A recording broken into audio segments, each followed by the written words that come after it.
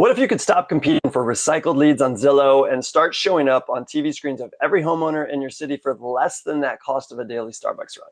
So look, most realtors never even try YouTube ads. They think the tech is too hard, they're afraid of wasting money, or they think you need a Hollywood production crew just to get a click. But here's the truth.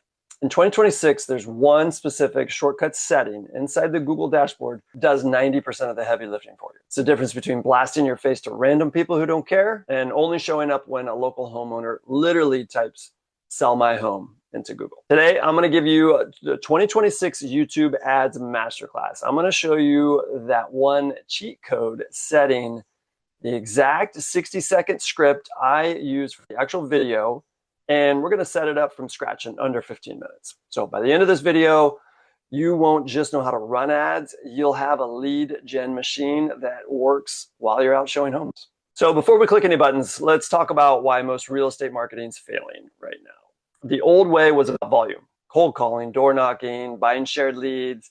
They've already been sold to 5 other hungry agents. I've been there. Every Facebook and Instagram ad has changed because of privacy updates and also the housing specialty category rules. Those platforms can't target as accurately as they used to. I used them 8 to 10 years ago, and you could do a lot more targeting than you can now. Still ways of doing it. Check out my other videos, but it's just not what it used to be. So you end up paying to show your just listed ad to people who aren't even in the market. It's irrelevant to them. So the new way, the 2026 way, is what I call, or we call, intent-based marketing. Think about it. Why someone go to YouTube? They go to learn, to research, find experts. And when you use the setting I'm going to show you, you aren't just chasing the leads. You're positioned as a local authority the exact moment they need one. You don't need to be a tech genius. You just need to know how to bridge the gap between what they're searching for and what they watch. So the one setting that I was talking about, let's talk about this secret setting. If you ever tried Google or YouTube ads before and it failed, it's probably because you use some type of interest targeting. You checked the box that said real estate, and that was it. Problem, Google thinks someone is interested in real estate just because they like looking at mansions on HGTV. And that doesn't really mean they're going to buy a home in your city, right? So the setting we're going to use is called a custom intent segment. This is the closest thing to legal wiretapping in marketing. And instead of guessing who may be moving, we're telling Google, hey, I only want you to show my video to the people who recently typed specific high intent phrases into the Google search bar.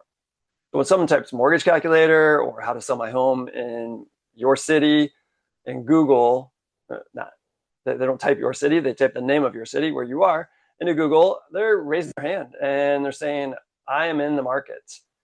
So by using this setting, your video becomes the next thing they see when they open their YouTube to relax, because YouTube now knows they search that and they know that you're targeting people that search that.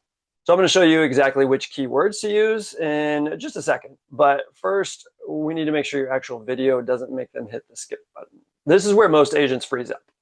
They think they need a $5,000 commercial, and you don't. In fact, in 2026, selfie style or more authentic, helpful videos are actually performing better than polished commercials because they look more like content and helpful information rather than an ad. So here's a 3-part framework for a higher converting type realtor ad. So step 1 is the local hook. You got 5 seconds in an ad to catch their attention and keep them on. Otherwise, they can skip it. You don't want that to happen. So you got to mention this city. So if you don't, then you're going to be wasting money on people who don't really live there. So you say something like, you're planning on selling a home in Palos Verdes this year, you need to see this. Something like that. I'm in the Palos Verdes area. So let's use that as an example. Of course, use your own city. And don't talk about yourself. You're giving them a piece of insider info. Something, for example, you say something like, most people think the market is slowing down, but in neighborhoods like Larga Vista, we're actually seeing homes sell for 5% over ask because there's a lack of inventory. So now you're the expert. And that local hook can even be, hey, do you want a home in Larga Vista? Are you aware of what's going on in the market? Now you're really hooking them with the area, a real specific area, and you're giving them some information.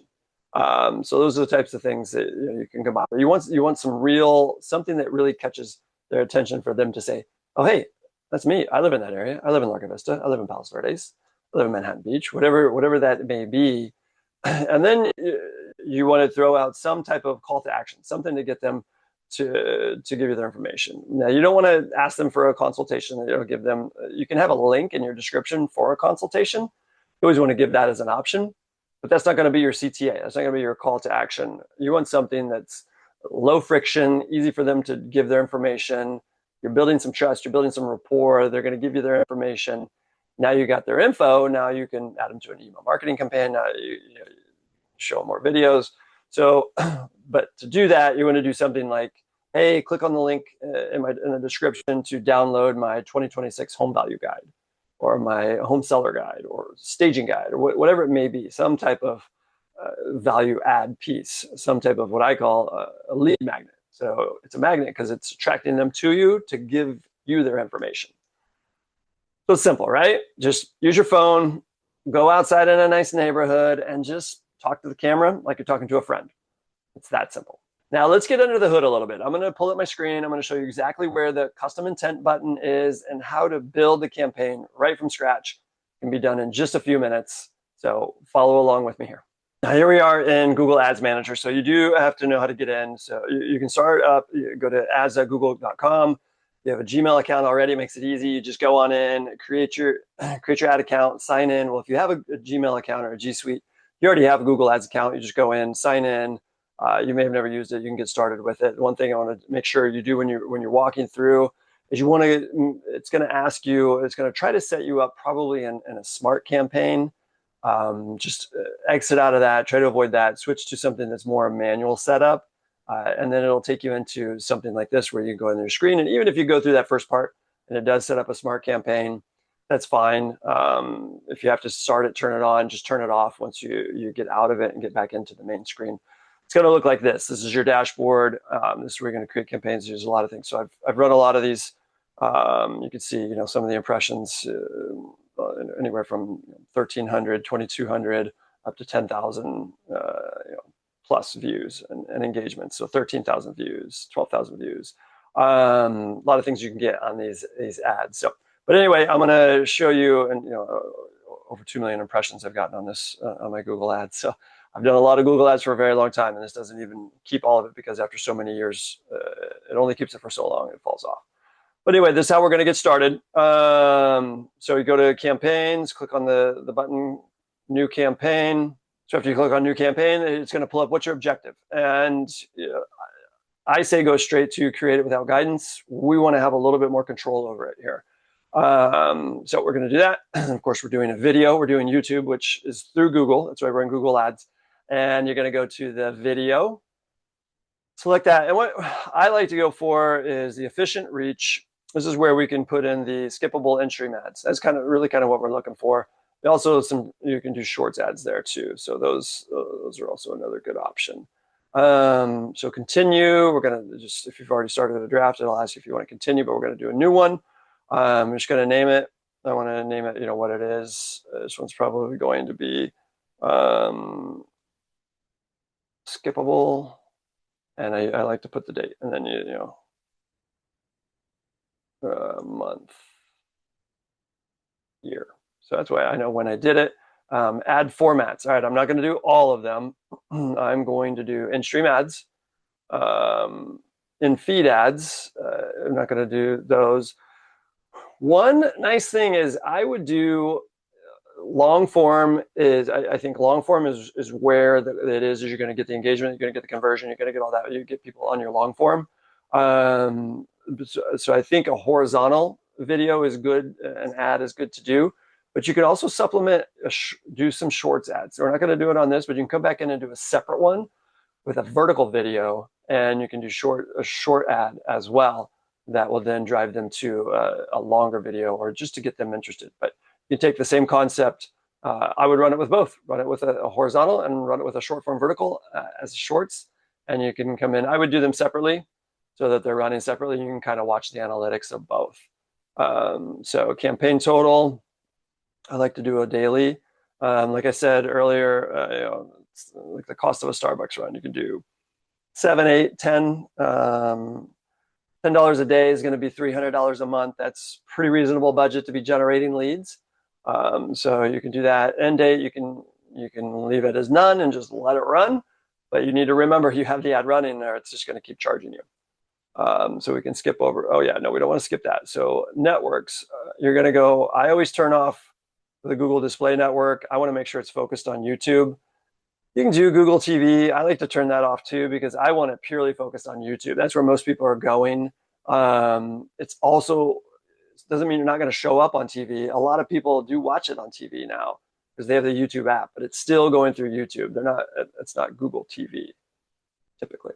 So this is what I also love about Google Ads over Meta, which is Facebook and Instagram. You can go in, enter another location, go to advanced search. Never do a zip code though. So you can do a location. You can do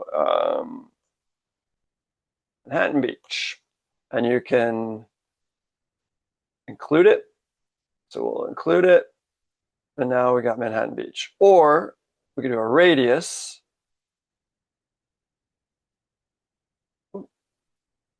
20. I'm not going to go 20. I'm going to go 2 around.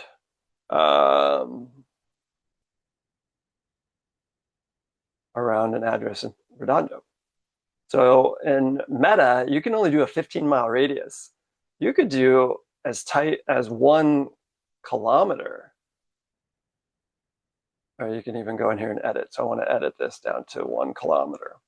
We'll see what that shrinks the, and get rid of this Manhattan Beach one bit.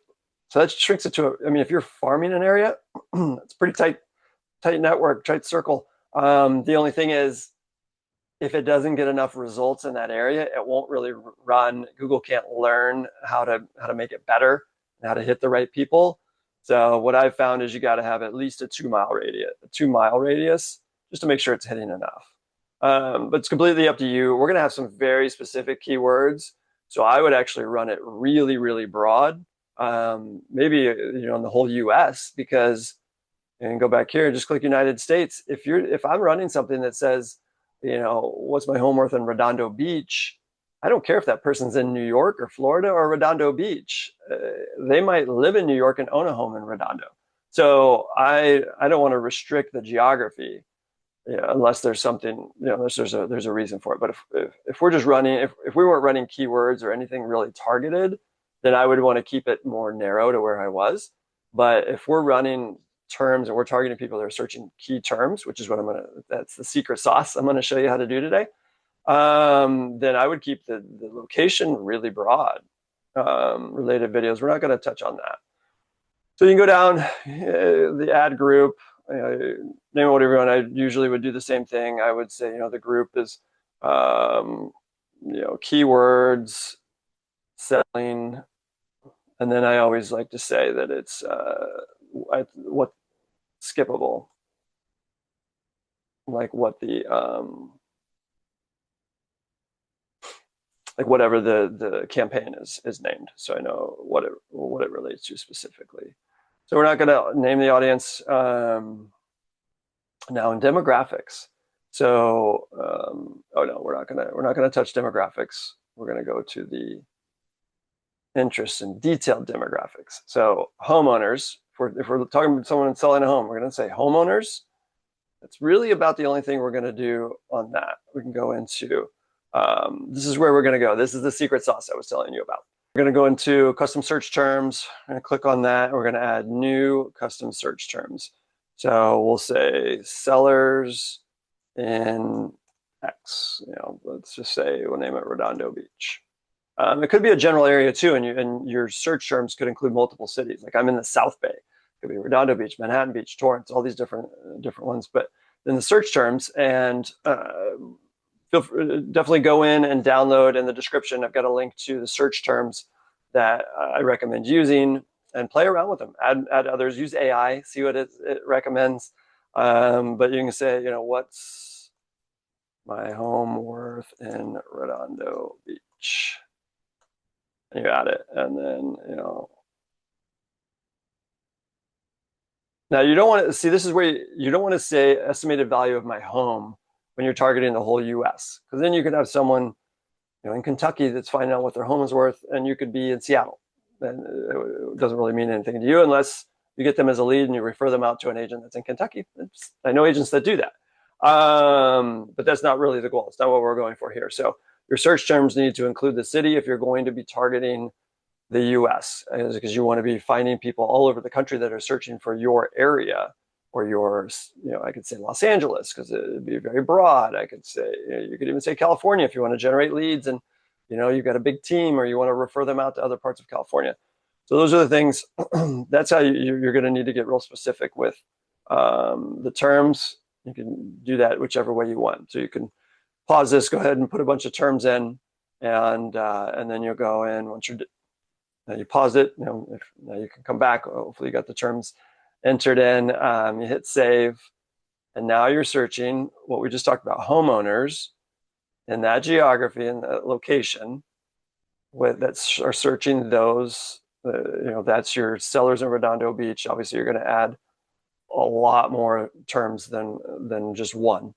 You're going to need to add. You're going to want to add at least 10 to 15 or more. Add more. It doesn't hurt, because if they're good terms, you want people that are looking for those types of things.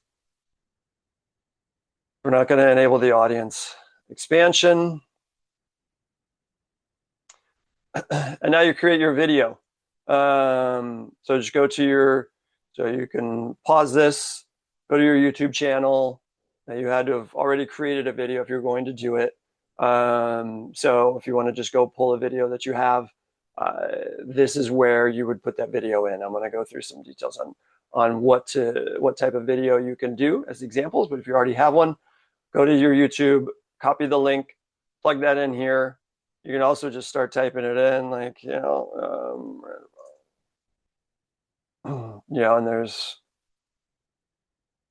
then if you know your title, it'll pull it up. You can just search it there. But the easiest thing is just go grab the link, put it in there, and then you can, that'll be the YouTube video that you're sending them to. And so you want to have that created. I'm gonna show you how to create that as well. And then that's really it. That's your ad creation. You're gonna do bid.